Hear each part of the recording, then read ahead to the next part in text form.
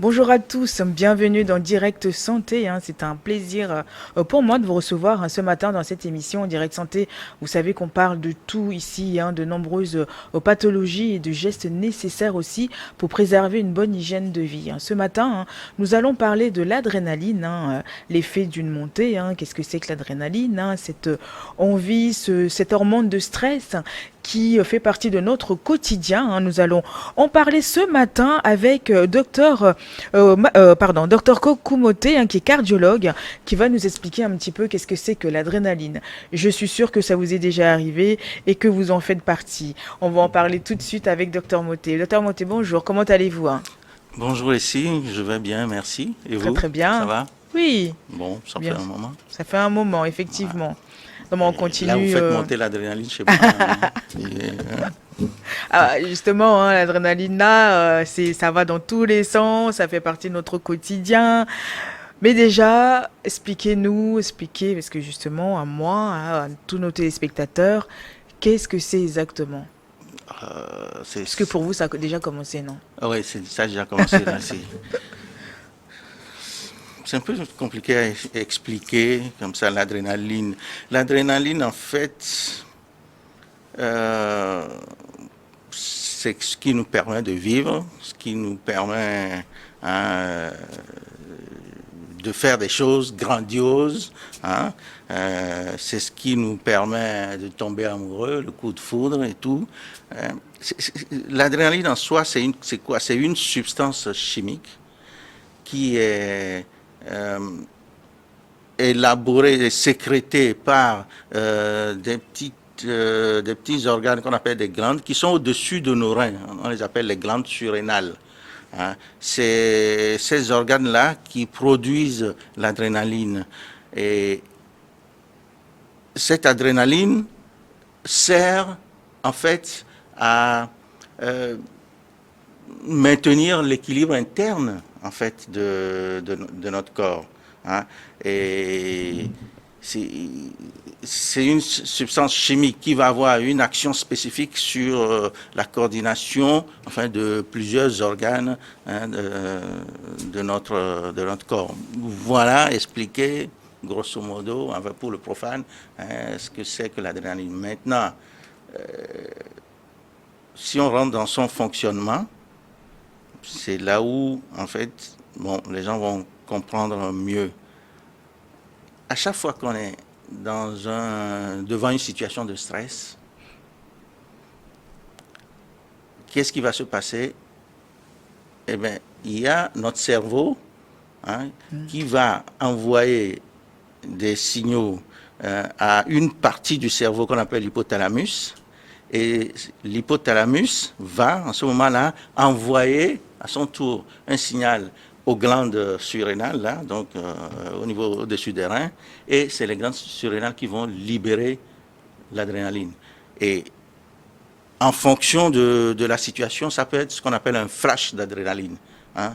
On l'a tous. Là, au moment de prendre la parole, j'ai eu le flash d'adrénaline. Donc, et cette adrénaline-là va me stimuler, en quelque sorte. Et en faisant quoi? En accélérant, hein, mon rythme cardiaque. Okay? Comme une décharge Comme une décharge, voilà, le rythme cardiaque va s'accélérer, ma pression artérielle va monter, mes yeux vont se dilater. En fait, si vous prenez de la tête jusqu'aux pieds, les yeux vont se dilater. Les yeux vont se dilater pourquoi? Pour mieux voir le danger, pour mieux voir, hein, mon environnement. Ouais, c'est pour s'adapter en fait. Et puis, mon cœur aussi, donc le flux de sang vers mon cœur va augmenter et pour pouvoir envoyer de l'oxygène, hein, de l'énergie, de l'oxygène aux muscles. Maintenant, en fonction du danger, en fonction de la situation de stress que nous avons, le sang va aller vers les muscles dont on a besoin. C'est-à-dire que quand j'ai une poussée d'adrénaline, en fonction de la situation, si je dois fuir ou combattre, si je dois fuir, il y aura un afflux de sang vers les muscles des jambes des jambes. Parce que ça, là, la fuite. Oui. Si je dois me battre avec des coups de poing, il y aura un afflux de sang vers les muscles de mes bras. Vous voyez, donc cette poussée d'adrénaline nous permet de nous adapter À chaque situation. À chaque situation. En fait, c'est comme ça. En privilégiant, en fait, les parties de notre corps qui ont besoin plus de flux sanguin et donc d'oxygène pour pouvoir faire face à cette situation-là. Donc, dans le même temps, quand j'ai un coup d'adrénaline, puisque j'ai pas besoin en ce moment, si je dois fuir, j'ai pas besoin de mes intestins en ce moment-là. Donc, l'afflux de sang vers les intestins vont diminuer au profit Des autres muscles. des autres muscles. Et donc, bon, ainsi de suite, quoi. Donc, c'est normal, c'est ce qui nous permet de survivre, en fait. Regardez, vous passez dans la rue, il y a une voiture qui passe, qui va vous cogner. Vous vous retournez, en un instant de seconde, vous partez, vous réagissez. Effectivement, voilà, c'est l'adrénaline. Il y a eu l'adrénaline dans ce laps de temps-là, il y a eu l'adrénaline. Ouais, donc ça vous a permis de vous adapter à la situation. C'est ça. On en a besoin. C'est inévitable. C'est inévitable. On vit en permanence dans le stress. Et on a besoin de ce stress physiologique-là, qui est un stimuli. Bon, maintenant, ce qui n'est pas bien, c'est quand ce stress continue. Et quand on a une libération d'adrénaline permanente. Mais il n'y a pas besoin de maîtriser ça, hein, puisque de toute façon, c'est en fonction de... Enfin, c'est-à-dire ce qui provoque ça vraiment, c'est en fonction de chaque situation auquel on fait face. Mais est-ce qu'on arrive quand même à gérer ça? C'est-à-dire qu'il peut avoir... Est-ce qu'on peut être en panique à tout moment ou être stressé à tout moment par rapport à ça? Non. Oui, on peut. Maîtriser. À tout moment, on peut maîtriser. D'abord, vous avez posé deux questions là. Est-ce qu'on peut maîtriser? Est-ce qu'on peut à tout moment? Oui. Oui, on peut maîtriser. On peut maîtriser par... Vous voyez, l'adrénaline fait partie d'un système qu'on appelle le système nerveux sympathique. Et ce système-là, c'est tout ce que je vous ai décrit dans cette dilatation des pupilles, accélération du rythme cardiaque, tout ce que je vous ai décrit là jusque-là. Mais maintenant, il y a un autre système qui contrebalance l'effet, justement, de ce système sympathique-là. C'est le système parasympathique. Donc, quand il y a un flash d'adrénaline, il y a une situation stressante, un danger, vous réagissez. Une fois que vous avez réagi et que le danger n'est plus là, c'est fini. Le parasympathique vient maintenant annihiler, inhiber cette action-là de l'adrénaline et vous revenez à la normale. Maintenant, on peut contrôler ça si quelqu'un qui a une libération permanente d'adrénaline, qui est stressée tout le temps, qui est anxieuse, la seule façon de contrôler, c'est quoi? C'est donc la méditation, vous voyez, le yoga, la respiration profonde, c'est ces choses-là qui peuvent nous permettre de contrôler ça, malheureusement, quoi. Mais il y a aussi, ce que j'aimerais que nos téléspectateurs comprennent, il y a aussi des gens qui ont justement, sans situation de stress, sans danger, une libération permanente d'adrénaline. Et ces gens-là, ils ont ce qu'on appelle, les neurologues appellent des attaques de panique. Vous voyez, c'est des gens qui ont des attaques de panique. Il est là, tout d'un coup, il n'y a rien qui se passe, mais il a peur parce que l'adrénaline est là. C'est des gens qui ne dorment pas.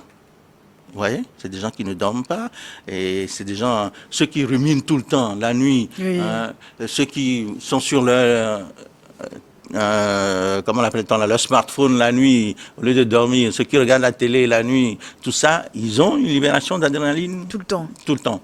Vous voyez, et donc ça perturbe leur sommeil, ça perturbe leur concentration, ça perturbe tout en fait dans leur corps. C'est ça le problème. Donc on peut effectivement gérer ça en évitant tout ce que je viens de citer là. Bien se reposer surtout et puis se détendre. Se détendre. Se détendre, c'est très important. Mais c'est un peu bizarre que ça peut aussi arriver comme ça à tout moment pour certaines personnes, quoi. C'est ça. Ouais, c'est... Et comment ça fonctionne avec le cœur, en fait? Comment ça... Alors, vous savez, que l'adrénaline ça fait plusieurs années qu'on utilise l'adrénaline dans ce qu'on appelle la réanimation cardio-pulmonaire. En fait, quand on a un arrêt cardiaque, on injecte de l'adrénaline. On injecte? Oui, Oui. de l'adrénaline.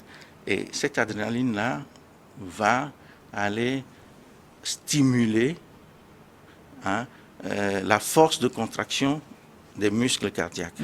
Donc, pour que les contractions reprennent. L'adrénaline va permettre aussi qu'il y ait beaucoup plus de sang dans les artères qui nourrissent le cœur. Donc, la perfusion des coronaires va être améliorée et donc donner une force au cœur pour que le cœur reprenne. Ça va accélérer le rythme cardiaque aussi. Vous voyez? Donc, on l'utilise pour réanimer, pour faire revivre le cœur. C'est pour ça que quand on a un flash d'adrénaline, on a le cœur qui bat vite et on entend parce que ça fait vivre le cœur, ça permet d'avoir une bonne oxygénation du muscle cardiaque et donc c'est pour ça qu'on l'utilise dans la réanimation. Ça sert à beaucoup de choses. Hein. Ah si, ça sert à beaucoup de choses. Sans adrénaline, on ne peut pas vivre. Ah oui. C'est... Comment dire ça? C'est la mort sans stress. Si on n'a pas de stress, c'est la mort. Si on n'a pas de stimuli, c'est la mort. Attendez, qu'est-ce qui nous fait courir? C'est vrai. C'est l'adrénaline. Écoutez, je vous ai dit tout à l'heure, j'ai eu un flash d'adrénaline. Vous avez un flash d'adrénaline aussi quand vous voyez un bel homme qui vous plaît. Et tout ça aussi, ça... Oui, c'est l'adrénaline. On transpire, ça nous fait transpirer. On a les mêmes watts. Tout ça, c'est les conséquences de la libération de l'adrénaline qui fait tout ça. Les pupilles se dilatent, on écarquille les yeux. Voilà, on en a vraiment, vraiment, vraiment besoin. On ne peut pas s'en passer. Il n'y a pas d'humains sans... Même, pas seulement les humains, les animaux aussi. Oui. Les animaux aussi, ils ont des coups d'adrénaline. C'est bien, ça nous stimule. Le footballeur qui va jouer lors d'un match, il leur faut de l'adrénaline. Il y a des gens qui recherchent ce stimuli-là, l'adrénaline, c'est-à-dire ce stimuli-là. Ceux qui font des parapentes. Oui, ça, on va y venir tout à l'heure. Mais est-ce qu'il y a d'autres hormones pareilles qui fonctionnent de la même manière? Ou bien c'est juste la glande de... Il y a aussi le cortisol, d'ailleurs qu'on appelle l'hormone de la colère. Ah oui. Ouais. D'ailleurs, le cortisol est sécrété aussi juste peu après l'adrénaline. Parce que, vous voyez, tout ça là, même pour fuir, pour s'adapter, on a besoin d'énergie. Donc, il faut mettre en marche tous les mécanismes qui peuvent fournir de l'énergie dans le corps. Donc, le cortisol va, par exemple, va permettre la transformation de la graisse qu'on a dans le corps en sucre pour les muscles. Vous voyez, c'est en ça que ça... C'est toute une machine. C'est toute une machine, ça participe. Wow. Il y a le cortisol aussi qui est là. Et puis, derrière, vous avez ce qu'on appelle la dopamine, qui est en fait l'hormone de la récompense, du plaisir. Vous voyez, la dopamine. La dopamine, ouais. Il y a beaucoup d'hormones dans notre corps. Il faudra appeler un endocrinologue qui vous parler de tout ça. Nous détailler tout ça. Mais dans ce système-là, les hormones qui interviennent, il y a ce qu'on appelle en fait la noradrénaline. Ce n'est pas tant que tel une hormone, mais c'est ce qu'on appelle, nous appelons ça un neurotransmetteur. C'est lui qui va permettre aux neurones en fait de communiquer. Donc, ça va envoyer les signaux, prendre les signaux, envoyer, à donner à l'autre cellule, ainsi de suite. Voilà, ça aussi, ça intervient en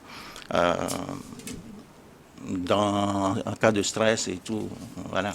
Le corps humain, vraiment. C'est une machine très compliquée. C'est pas Dieu. Il est vraiment. C'est un super informaticien. Parce que tout est relié. Tout est relié, oui. Tout est relié. Oui. C'est formidable. Hein. Ouais. Ouais, C'est vraiment tout est relié. formidable. Parce qu'il n'y a pas un organe qui n'agit pas Avec l'autre, avec non. l'autre, oui, Tout est tout est, interconnecté. oui, oui, oui, oui. Hein, tout marche dedans. Vous voyez, regardez, de la tête jusqu'aux pieds, hein, quand vous avez un flash d'adrénaline, tout ce qui se passe, les yeux, le cœur, les intestins, le foie va transformer. Hein, on a un gros stock de sucre au niveau du foie, Oui. mais qui n'est pas, c'est comme du sucre brut qui n'est pas encore le sucre. Donc, le foie, quand il y a un lâcher d'adrénaline, le foie va transformer ce sucre-là, ce sucre brut-là en sucre même pour ce qu'on appelle la PVB. Oui. glycogénolyse. Et va transformer ça en sucre normal, glucose, pour les muscles. Parce qu'en ce moment-là, on a besoin Oui.